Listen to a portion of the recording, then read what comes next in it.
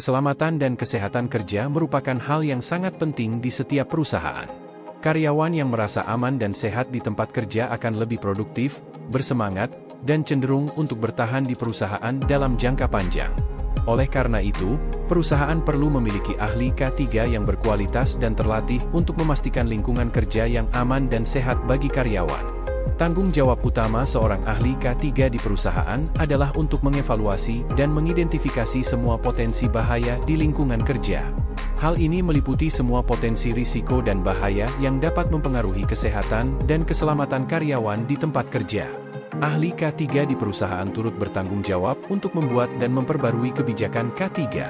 Kebijakan ini harus memenuhi standar K3 yang ditetapkan oleh pemerintah dan industri, serta harus mencakup segala sesuatu yang berkaitan dengan keselamatan dan kesehatan di lingkungan kerja. Ahli K3 di perusahaan juga harus untuk memberikan pelatihan K3 kepada karyawan. Pelatihan ini harus mencakup segala sesuatu yang berkaitan dengan keselamatan dan kesehatan di tempat kerja, seperti teknik penanganan bahan kimia, teknik penggunaan alat pelindung diri, teknik pengangkatan benda berat, dan teknik pencegahan kecelakaan kerja. Ahli K3 juga bertugas melakukan inspeksi keselamatan dan kesehatan kerja secara berkala. Inspeksi ini harus mencakup semua area di lingkungan kerja, termasuk pabrik, gudang, kantor, dan area parkir. Ahli K3 harus menemukan potensi bahaya dan risiko serta merekomendasikan langkah-langkah untuk mengatasi masalah tersebut.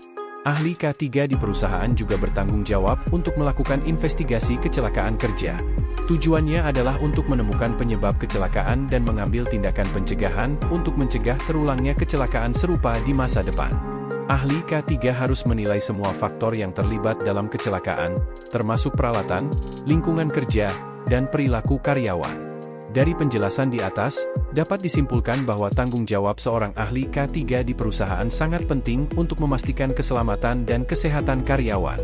Ahli K3 harus mengevaluasi dan mengidentifikasi potensi bahaya, membuat dan memperbarui kebijakan K3, memberikan pelatihan, melakukan inspeksi keselamatan dan kesehatan kerja, serta melakukan investigasi kecelakaan kerja.